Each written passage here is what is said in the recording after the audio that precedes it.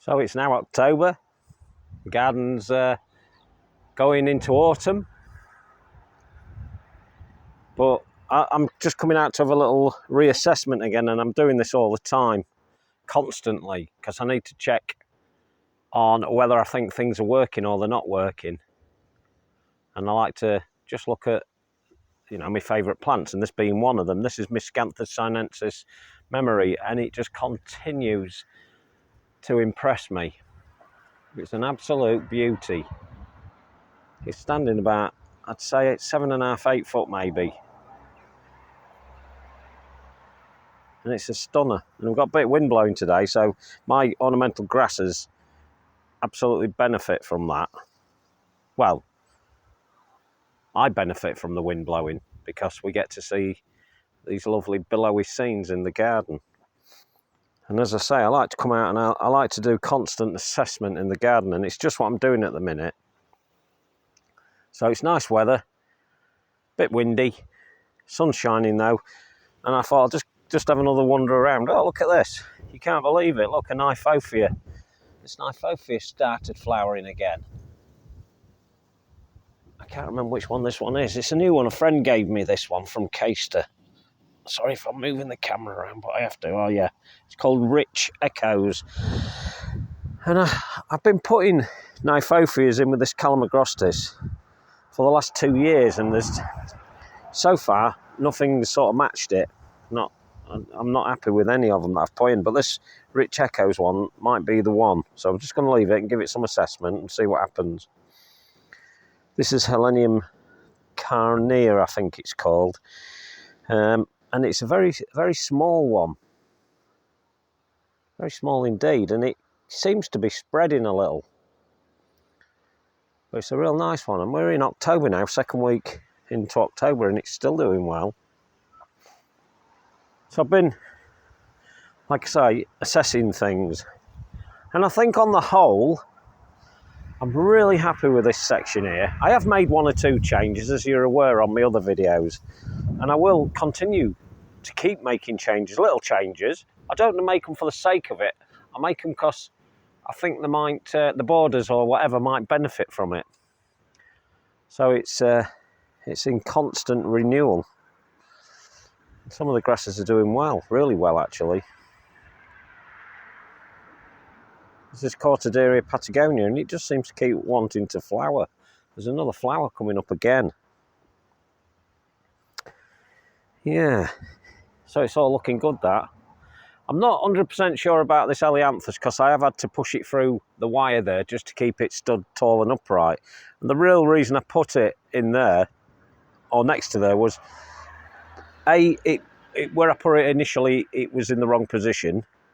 And B, I had to rush it into this section, and I hadn't really assessed it before I did it. I knew what the area was like, but I just didn't think it would suit here long term.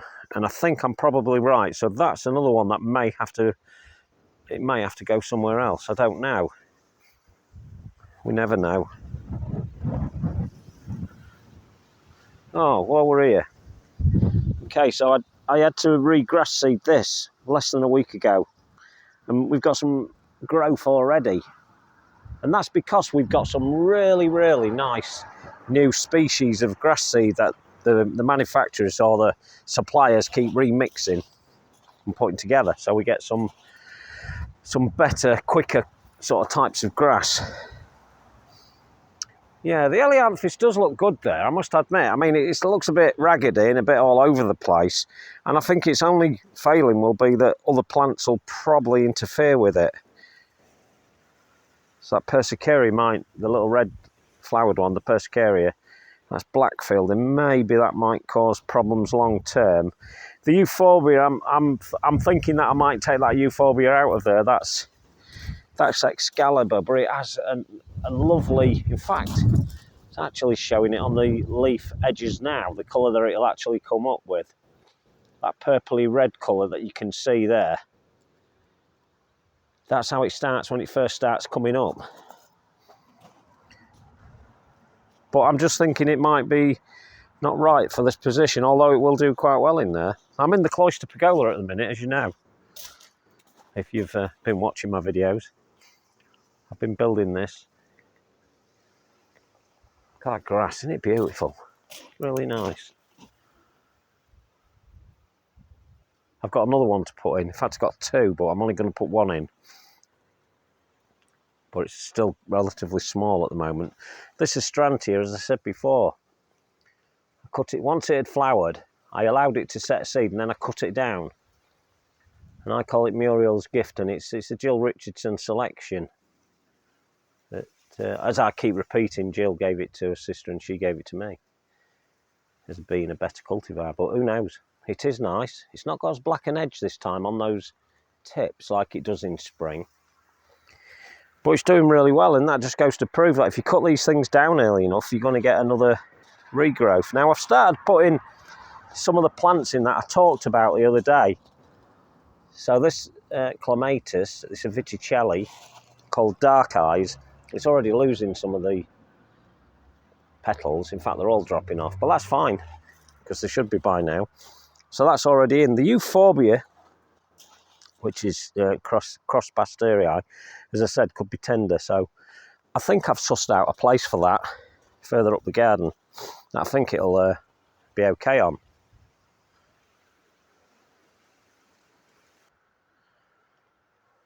Now, I'm still playing about with this area at the moment, and I'm trying desperately not to put too many plants in.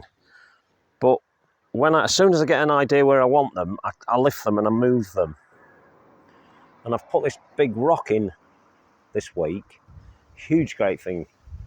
It really suits it. This is going to be the wildlife pond and the dip pools. It's looking quite nice at the moment. And what I've done is I've moved this Euphorbia, which is purpurea. Purpureum, and it's not gone properly red yet or properly purple, but it will do. And I've moved 3 of them because I find these things. I planted 4 or 5 originally up here, and at the time they were in the correct place, but now they're not because the border is developing. This border here, this boardwalk border, and it's developing quite nicely now, and I've got to make changes, and I'm constantly looking to make changes. And if you're brave enough, you should attempt it yourself. Don't let your garden sit. Don't let it, I always go on about this, but don't let it just sit and stay static. It needs to be changing all the time. And that's what I'm always doing. I'm always out here. Now tomorrow, I can't do it today, but tomorrow I can start really getting to town on this border. And I actually did some more last night, as you can see from the tools. I'm terrible. I leave tools out all the time. I'm sure most of us do. But I did some moving around here last night, and that's when I discovered that I'd got these Euphorbia purpureums sat around from the original batch. And there's one original one, but the rest, them ones I've just shown you, they are the seedlings. So I did move this Symphotrichum in the end, and it's a big clump, and I moved it. And I've only moved it about 2 foot, probably 2 foot. And that sounds a bit crazy, but you know, it does matter in the long scheme of things. But look at it, it's a beauty. This one's called Marina Wolkonsky, and pollinators love it. So the bees are on it all the time. They're not out today because it's too windy for them. They get blown all over the place. But I've been reevaluating this border, and that's really why I'm out here filming it. I just wanted to put it on film and show you what I've been up to. And I've moved things around. So I've moved this. This is Eupatorium purpureum and my own Skinny Mini. And the bigger plant up there that you can see. That one there is the bigger plant. That's where it's from. It's all split from that. And it's a real nice one. And I particularly like it at this time of the year because it has this lovely look about it. And it's going into autumn now. All the autumn colours are coming in, and we'll soon be into winter before we know it. And this garden is going to look completely different.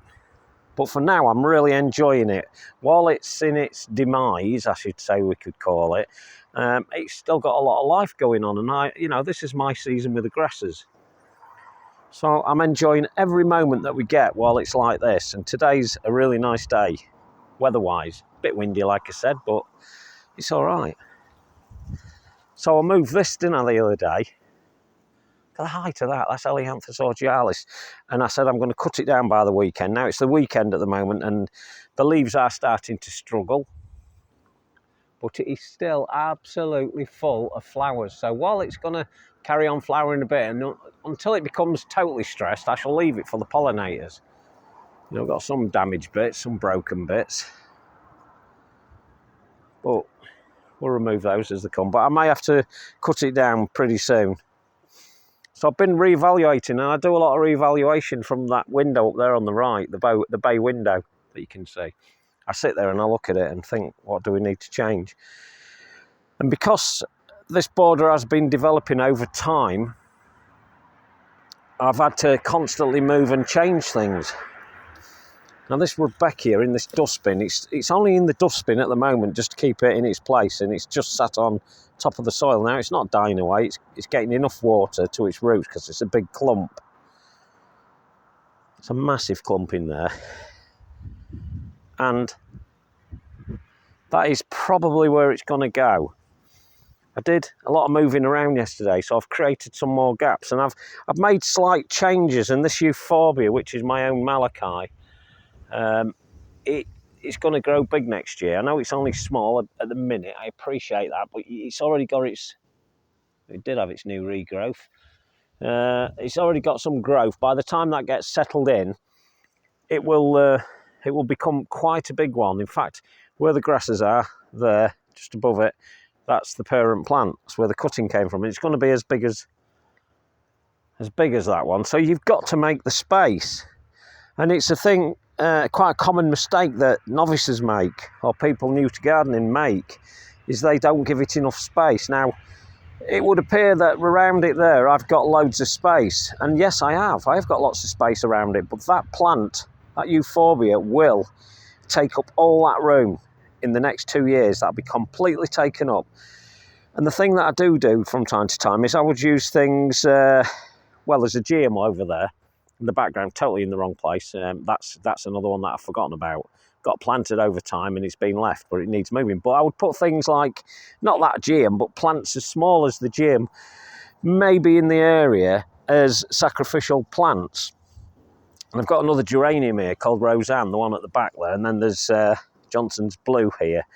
And I've got no problems with putting those around it as sacrificial plants. So once the plant gets bigger, they will have to be removed. But some of the geraniums will take these conditions underneath it, so they won't really be affected by it. Johnson's Blue won't, because it becomes very big, as does Roseanne over time. But anyway, I'm very, very impressed with that Sanguisorba called Blackthorn. It was taller last year. A lot of my plants were taller last year, but we had better weather for them last year. And I got that from a friend who has a nursery in Caister, not far away. And I just love it. It's just no trouble at all. And in this sort of wind, with it just having a slight breeze, it's beautiful. I like little days like this when we got a little bit of windy blowing through the garden at Grassy Bottom. It's just really nice. And I don't know if it's coming over on the actual video, but all the sounds, the rustling of the grasses that they're making at the moment, and that as it rustles around when you're just watching it, I sit sometimes and just sit there looking at them because I'm so geeky about these sort of things. That's what I do. Now, some grasses sway better than others, and the taller giganteous types like that, they do. They have this lovely rustle about them. Oh, while we're talking about giganteous, I think I might have mentioned before, that was after one called Alligator. And after someone made a comment that they'd got both an alligator and a zebra in their garden, it re-inspired me to look for it again. So I found it. Can you believe? I found it. And it cost an arm and a leg, and I paid, I think, £11 for this bloody grass. And I know what the supplies are like. They're terrible. They've got to make a profit. Shall we name them? Yes, we shall. There we go. That's who it is. And that's the plant I paid 14 quid for. There's my hand. So it's all of a foot tall. And I had to pay about 7 quid for that. But at the end of the day, people, remember, these people are in it to make a profit. They are suppliers, they are in it to make a profit, and they're not going to give you them for peanuts, although I feel 14 quid was a little bit over the top, and I had to order it, and as I said, I had to pay 7 quid for the delivery, which is just ridiculous. So these people need to be mindful of this when they sell these products. So, I can't decide on that Miscanthus yet. That's a Miscanthus lutaria riparius, and it's in that. I have to keep it in there because it's a aggressive runner, and it needs containing. And I'm going to keep the slab under it because I've got some holes drilled at the bottom of that, and there's every opportunity for that grass to sneak out of those holes. So as long as it's on that slab, I can keep my eye on it and make sure it doesn't go anywhere. And I can't decide if I'm leaving it there or whether I'm going to pull it into here. And it's another thing, or another reason why I sit at the window a lot, because I reevaluate. And once I've reevaluated, I reevaluate again just to make sure that I got it right. Because I don't always get it right. Sometimes I make mistakes. I know it's hard to believe, but I do, honestly. I make little mistakes now and again. Look at that sky, isn't it looking great? I'm up on the Lincolnshire Wolds in the UK here, and we get these lovely skies up here. Further down south, they get flat skies and big skies, but up here we don't. We get these lovely cloud formations. And Lincolnshire Wolds is known for having lovely stormy cloud formations later in the summer. Anyway, it's looking good there. So, this is the border I am re-evaluating. And I can't decide. See, it looks like all I've got in here is perennials, but actually I've got a tree, a shrub, an acer, a viburnum, another tree, which is now lovely going into its autumn colours. That's autumn spire, a sorbus. And I've got trees, like I say, I've got trees and shrubs in here, and as of yet, they have not done their thing. So they are not there yet. I've got time against me still. I'm still waiting for it to catch up with me. So some of the shrubs and trees are going to play their part in this border. It's not just going to be perennials, but as they develop, changes have to be made again. So I'll either, some of the trees and shrubs I will shape to how I think, like I did with that one there. That's effectively a very large shrub or a small tree. But I suppose some people could say that's a medium-sized tree, and that's a corylus. And that's at its maximum height now. It's never going to get bigger than that. But that's a good example of how, when it gets to where it wants to be, that you must make changes to it. And I did another YouTube on here where I show you how to cut that down to get or to trim it up, so you get this lovely contorted look that most people miss, because the whole plant will be covered in those leaves like that all the way down to the ground if you let it. But don't. Go in there and lift its skirt. It looks far better for doing that. So it's all looking good at the minute, but I do my best not to come out all the time and actually move things. But I decided tomorrow was the day. I've got time tomorrow, being Sunday, and I will make the changes required in this border. I've already, like I say, made a load of them, but there are gaps, and it's good because I've managed to move the bigger plants to where I want them, and I think they're working. And then we'll play about with another couple of things after that, and we'll try and maybe fill some of those gaps, bearing in mind that some of what I put in those gaps will have to be sacrificial, because the plants will grow bigger. But overall, it's looking fantastic, and I know that it's not going to be that long now before the cold weather hits us. Autumn's definitely kicked in. The cold weather hits us, and a lot of these will start dying back rapidly. But I don't mind that. That's the turning of the seasons, and that's what happens. And that's one of the lovely things about being a gardener, is watching different things change, or the plants change, and the changes in your garden and the excitement it brings. Because it does, it really brings excitement. This is Viburnum Davidii, and I bought these as 3 little plants when I worked in the garden centre 4 or 5 years ago, and I bought them on one of those offers where they sell you 3 for the price of 2. And they were tiny little 6 centimetre pots. Look at them now. Now, I had a problem with viburnum beetle initially, as you can with viburnums if you're not careful. But it's lovely because it's an evergreen, and they will get taller than that, but they grow under shade, and people don't realise that Viburnum davidi is good for shade. It won't be bothered by it. And it's under this holly tree. This was already here, obviously, because of the size of it, so you can tell I didn't plant that. But yeah, Viburnum davidi is a very, very good shrub, and maybe I'll do a YouTube on garden-worthy shrubs. Only the ones I've got, obviously, because there's a lot more than that, and a lot more that I've had over time, but obviously I can't have everything in this garden. But if you get hold of that one, that's great. And I try to plant as much as I can en masse, or at least 3, because it just looks better immediately. And you're occupying more space, and you've got less work over time. Okay, it's not good if you're a bit of a plantsman and you want more and more plants, but you need to learn to balance that up. So there we go. I think I will call it a day at that one, but I'm going to do an autumn colour YouTube at some point, because some of them, as you can see from that, are coming in some stunning colours. I could really do with it going cold all of a sudden really quickly for a week, and then some of the colours in my garden will all develop at the same time, whereas at the moment some of them are developing, and some will have already gone over by the time I do the video. So yeah, re-evaluating. Before I go, I'll just show you my miscanthus that sported out. Very proud of this one. I'm showing it because of the autumn colour, because this one has a stunning autumn colour. And that the seed heads are no taller than a foot, just over a foot maybe. The grass itself is all of 6 inches tall, and that's a sport off of a zebra type grass, which is called gold bar, which is great. So there you go. So re-evaluation.